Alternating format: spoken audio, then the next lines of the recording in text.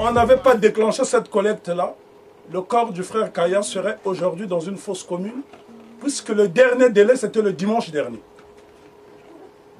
Le frère Kaya est mort le 7, donc 14 jours après, son corps était toujours à la morgue, en sachant que le délai maximum, c'était 8 jours.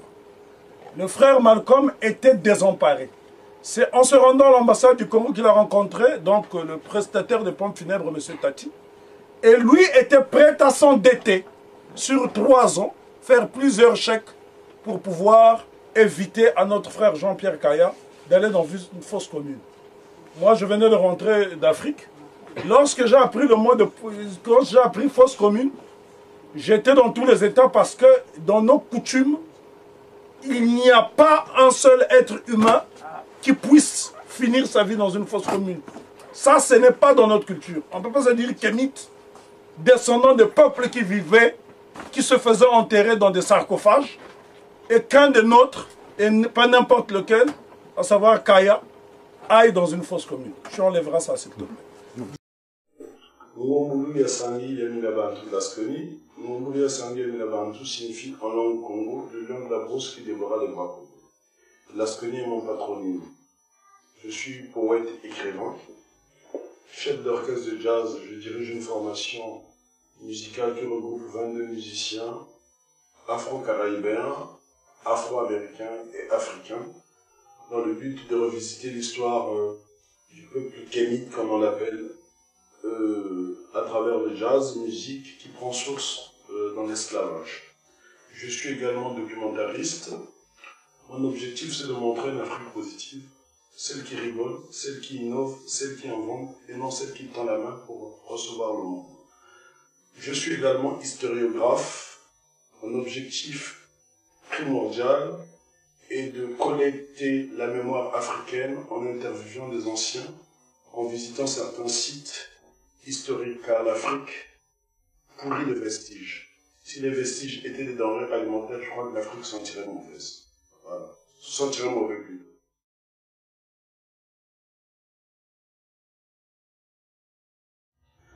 Alors, Monsieur Lescoli, je vais vous poser notre toute première question.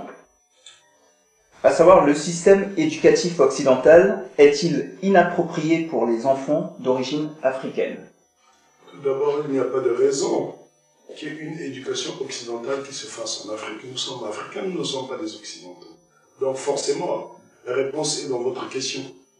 L'éducation occidentale ne peut pas être appropriée, ne peut pas être applicable aux enfants africains, parce que les enfants africains sont africains. La seule éducation viable qu'ils puissent attendre et qu'ils puissent mériter, ce serait une éducation proprement africaine, sinon on fausse tout. Ne pensez-vous pas qu'il existerait une culture générale du monde? La culture générale du monde, on peut l'acquérir autrement. On n'a pas besoin forcément d'emprunter les valeurs de Trouy pour pouvoir se développer ou pour pouvoir s'émanciper. Pensez-vous, Monsieur Lasconi, que l'on puisse construire une conscience kémite? La construction d'une telle conscience demande tout d'abord une réappropriation historique.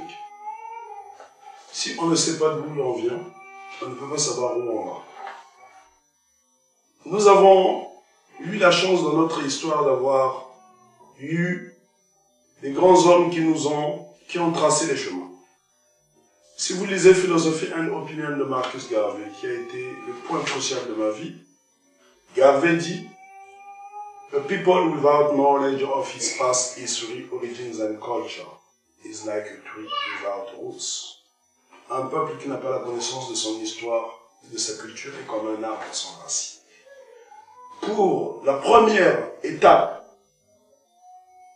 vers une conscience kémite, comme vous l'appelez, c'est un mot que j'utilise rarement, je dirais que c'est de chercher à connaître qui on est d'abord. Aujourd'hui, il y a en quelque sorte une mode qui consiste à vouloir absolument redevenir égyptien. L'Égypte n'est pas l'origine de l'homme noir. C'est pas ce que Cheikh Anta Diop a dit. C'est la plus brillante civilisation africaine. Kémite, ou je ne sais quel mot utiliser pour pouvoir désigner ce continent. Parce qu'aujourd'hui, le mot qui est à la mode, c'est kémite. Donc je vais essayer d'être à la mode pour ne pas être old fashion, comme disent les Anglais. Il y a des civilisations intérieures à l'Égypte. Dans ma langue, le Congo, on dit Nyoka Kababakilaka Yoko Akatikati. Pour résumer en français, puisque je ne peux pas faire de traduction latérale, je dirais que si vous voulez tuer le serpent, ne l'attrapez pas au milieu, parce que le serpent risque de faire une pirouette et vous injecter son venin. Il faut l'isoler par la tête. L'histoire de l'Afrique commence bien avant l'Égypte. Le monde existe il y a des millions, des millions et des millions d'années. Donc l'Afrique existe il y a des millions et des millions d'années. La civilisation égyptienne on peut déterminer ses origines. Mais l'origine de l'Afrique serait difficile à déterminer. Donc, je dis tout simplement que tout ne part pas de l'Égypte. L'Égypte est la plus brillante civilisation que l'être humain n'ait jamais produite. Mais il y a des civilisations antérieures. Il faudra aussi s'intéresser, parce qu'aujourd'hui tout le monde se focalise sur l'Égypte parce qu'ils ont l'Union d'agriculture. Le professeur Cheikh Anta Diop n'avait pas pour objectif de créer les chapelles. Ce n'est pas en puisant dans la nationale agriculture que nous allons créer une nouvelle spiritualité. Le professeur Cheikh Anta Diop nous a donné des bases pour trouver une solution globale à notre misère. Mais ne nous trompons pas de combat. Aujourd'hui, l'Afrique souffre d'autres problèmes. Il faudra peut-être penser à méditer là-dessus. Et comment définissez-vous la conscience kémite? La conscience commence d'abord déjà par des choses aussi simples que de savoir ce qu'on est, ne pas détruire sa mélanie, parce que parmi nous, il y a tellement d'aliénés qui vont jusqu'à utiliser des produits cancérigènes pour s'éclaircir la peau. La plupart de nos sœurs ont abandonné les tresses qui faisaient l'esthétique de nos grands-mères pour se mettre des tissages puants et dégueulasses sur la tête. Cela contribue déjà à la détérioration de notre image. Voilà pourquoi Garvey disait, déjà dans les années 10, que j'apprendrai aux nègres à reconnaître sa beauté.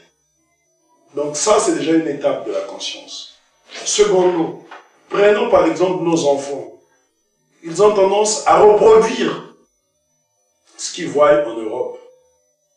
Ne fût-ce que pour les jours d'anniversaire, souffler des bougies, tout cela n'est pas africain. Nous avons d'autres valeurs. Il faut chercher, aller voir. Dans quel village avez-vous vu des enfants africains souffler des bougies pour marquer leur anniversaire? Cela consiste, c'est ce que j'appelle moi de la mauvaise copie. On ne sera jamais des Européens. Nous sommes des Africains et nous devons tenir compte de nos valeurs. Il faut prendre ce qui est bon ailleurs. Mais des fois, nous nous encombrons des coutumes qui ne nous servent à rien et qui nous ruinent plus qu'autre chose.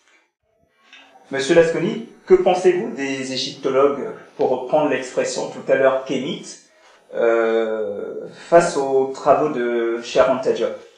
Tout d'abord, j'aimerais dire que Cheikh Anta Diop est un homme pour lequel j'ai un respect profond, pour ne pas dire un respect quasi religieux. C'est quelqu'un qui, à une époque donnée, s'est donné la peine de faire des travaux pour pouvoir éclairer les Africains. Leur dire que nous venons de quelque part, que nous avons été grands, que nous pouvons le redevenir. Voilà le but du travail que le professeur Cheikh Anta Diop a pu le faire. Moi, j'ai eu la chance de le rencontrer en 85, une année avant son décès, lorsqu'il est venu faire sa conférence à Beaubourg. J'étais dans la salle. Ceux même aujourd'hui qui se réclament de lui l'ont contesté à cette époque. Cheikh Anta Diop est l'un de nos scientifiques qui a le plus été pillé. Ceux qui se réclament de sa pensée ne sont pas forcément ses fidèles serviteurs. Je vous donnerai tout simplement un exemple. Pendant des années, le laboratoire du carbone 14 que j'ai filmé et dont je vous fournirai les images, a été à l'abandon. Il y a eu des toiles d'araignée dans ce laboratoire-là. Il était complètement à l'abandon. Comment peut-on se réclamer d'un homme sans pour autant perpétuer ou continuer son travail? Parce que chez nous on dit, pour être un digne héritier, il faut avoir l'intention de faire fructifier l'héritage qu'on reçoit de celui dont on se réclame. Alors, je trouve incompatible que ceux qui se réclament de Job n'aient pas pu faire ce travail. Cheikh Anta Diop n'était pas un vain théoricien. C'est quelqu'un qui, à un moment donné, lorsqu'il a fini ses recherches, il aurait pu rester en Europe, prétendre à un poste, enseigner et vivre tranquillement. Non, il a pris ses clics et ses claques, il est rentré dans son pays, il a été formé des cadres. Et n'oublions pas que Cheikh Anta Diop a fait de la prison au Sénégal. C'est quelqu'un qui a été isolé, banni dans son propre pays. Mais son obstination a fini par avoir raison. Et c'est grâce à Cheikh Anta Diop qu'on a pu avoir de nombreux cadres dans le domaine de l'égyptologie au Sénégal et en Afrique. Donc, je pense que ce que nous devons retenir d'essentiel, le professeur Cheikh Anta Diop nous a laissé un mot-clé, c'est que les générations futures en Afrique doivent s'armer de science jusqu'aux dents. Où est la science actuelle? Où sont les scientifiques africains? Qui sont ceux qui prétendent vouloir faire ce que Diop avait préconisé? On constate qu'aujourd'hui, ces égyptologues ne produisent que des travaux sur l'Égypte antique. Est-ce que cela contribue à la renaissance africaine? Je ne pense pas. Tout simplement parce que pour comprendre rien que pour lire ou comprendre les écrits de Cheikh Anta Diop, il faut avoir au minimum le niveau terminal. Quand on voit le taux de scolarité dans nos pays, il y a des pays par exemple comme le Burkina Faso qui n'a même pas 40% de scolarité. Vous pensez que dans un tel pays, je pense qu'il faut vulgariser cette connaissance en trouvant des méthodes adaptées. Parce qu'on ne peut pas comprendre les travaux de Cheikh Anta Diop comme ça. Il faut avoir un minimum. Et je pense que l'erreur que font ceux qui prétendent être des égyptologues, c'est de vouloir tout le temps pomper sur Cheikh Anta Diop et répéter bêtement comme des automates, en fait. Personne n'a réellement fait avancer les travaux de Cheikh Anta Diop. Les gens ils sont toujours au point de départ. Ils vont pomper dans les travaux de Diop en faisant le perroquet, sans pour autant innover. Il faut aller au-delà. Je pense qu'aujourd'hui, ce qui intéresse plus les Africains, c'est régler les problèmes actuels, les problèmes de faim. On a vu les émeutes de la faim qui sont un peu produites partout dans le monde. En Afrique, nous avons eu le problème au Sénégal, nous avons eu le problème au Burkina Faso, nous avons eu le problème un peu partout. Je ne veux pas ici énumérer tous les pays, mais aujourd'hui, le problème actuel en Afrique, c'est le sida, c'est la famine, c'est la bonne gouvernance, c'est la corruption. Aujourd'hui, ceux qui prétendent être les invités de Diop devraient se pencher sur ces questions-là. Aller parler de l'Égypte en Afrique, les gens s'en foutent complètement. Je pense que ce sont des intellectuels qui sont complètement déconnectés de la réalité. Cheikh Anta Diop ne sera compris que quand les gens auront les ventres remplis. Si vous ne réglez pas les problèmes immédiats, les travaux de Cheikh Anta Diop seront vains. Personne ne prendra le soin de les lire. Donc en fait, si je comprends bien, vous me corrigerez si je me trompe, en somme, suite aux travaux de Cheikh Anta Diop, différents mouvements, et même peut-être pendant même que ces travaux étaient en cours, sont nés. Notamment, il y a eu des courants panafricanisme, l'afrocentricité, la néonégritude qui tend à naître maintenant. Est-ce que vous pensez que pensez-vous de ces différents courants? Alors, je vais vous dire tout d'abord une chose. Moi, j'ai eu la chance, j'ai été le témoin privilégié de voir ces mouvements naître ici. Je ne parle pas du mouvement panafricaniste, qui est né au-delà des mers, puisque le mouvement panafricanisme est né sur les débris de ce qu'on appelle la West First. J'évoquerai cela un peu plus tard. Ce que je voulais dire, c'est que le premier mouvement, en ce qui concerne la diaspora africaine en France, ce qu'il faudra préciser, c'est que le premier mouvement qui naît en France s'appelait le MINIACAD, qui regroupait pas mal de chercheurs, d'égyptologues, de poètes, d'activistes africains ou des afro-descendants. Le MINIACAD était le mouvement international Cheikh Anta Diop qui a vu le jour dans les années 80, au milieu des années 80, suite à la conférence que le professeur Cheikh Anta Diop a donnée à Beaubourg. Malheureusement, après, il y a eu une scission au sein de ce mouvement et ça a créé d'autres mouvements. Parmi ceux qui ont dirigé tout ce mouvement, il y a des hommes valables qui ont une grande connaissance de l'Égypte pharaonique et bien d'autres choses. Mais ce qu'il faudra comprendre, c'est que ces gens-là sont des intellectuels en panne pour la plupart, parce qu'ils sont déconnectés du continent. Comment peut-on prétendre faire renaître un continent quand on n'y met jamais les pieds? La renaissance africaine se fera en Afrique, pas en Europe. Je suis désolé. La diaspora ici est inefficace, elle est morte. C'est un cadavre. Moi, je pense qu'il est fondamental que ceux qui se réclament de l'Égypte pharaonique, ceux qui aspirent à la renaissance africaine, commencent déjà par faire des périples en Afrique pour s'imprégner des réalités. Parce qu'on ne peut pas faire la renaissance africaine de l'extérieur. Ce n'est pas possible. Ceux qui avaient créé le mouvement panafricain, ou le mouvement panafricaniste, étaient des hommes qui vivaient dans la diaspora, dans le Nouveau Monde. Mais ceux-là étaient coupés du continent. Nous qui avons la chance de venir du continent, nous qui avons la chance de connaître nos villages, nous devons justement susciter cet engouement. Comment attirer les frères du Nouveau Monde, ceux qui ont été dispersés pendant la traite, c'est-à-dire nos frères des États-Unis, nos frères des Antilles, comment pourrons-nous les attirer vers l'Afrique? La meilleure façon de les attirer vers nous, c'est de leur montrer une Afrique glorieuse. Cette Afrique, je la filme, elle existe, vous en verrez des extraits. Et on a également, on a pu remarquer que dans les travaux de Cheikh Anta Diop, il ne parle pas que d'Égypte antique ou d'égyptologie. Il traite également des questions actuelles de l'Afrique. Mais bien sûr, Cheikh Anta Diop a fait un travail colossal. Cheikh Anta Diop a fait un travail colossal. Il fait même des comparaisons en prenant des statues égyptiennes, en les comparant à celles d'une histoire un peu plus récente. Elle n'est pas si récente que cela, parce que par exemple, si vous prenez ce qui s'est passé à Djenné, ça date quand même de 1600 ans. Ce qui se passe chez les Koubas, ça date de plus de 500 ans. Donc, effectivement, Cheikh Anta Diop fait cette comparaison. Moi, je pense que l'un des livres qui m'a le plus marqué chez Cheikh Anta Diop, c'est pas Nation d'Agriculture. Parce que Nation d'Agriculture est un livre très technique qui traite de l'histoire et de l'Égypte pharaonique en particulier. Mais Alerte sous le tropique traite des problèmes actuels. Moi, ce qui m'intéresse, c'est l'Afrique actuelle. Aujourd'hui, vous pourrez ressusciter tous les pharaons du monde, ça ne réglera pas notre problème. Comment l'Afrique pourrait protéger ses matières premières? Parce que tous les jours, nous sommes attaqués. Nous sommes envahis. Il y a des bases militaires en Afrique. Comment faire pour s'en débarrasser? Voilà ce qui m'importe.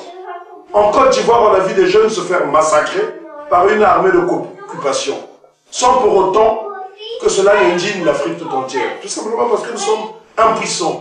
Comment résoudre la crise des Grands Lacs? Comment résoudre la crise au Darfour?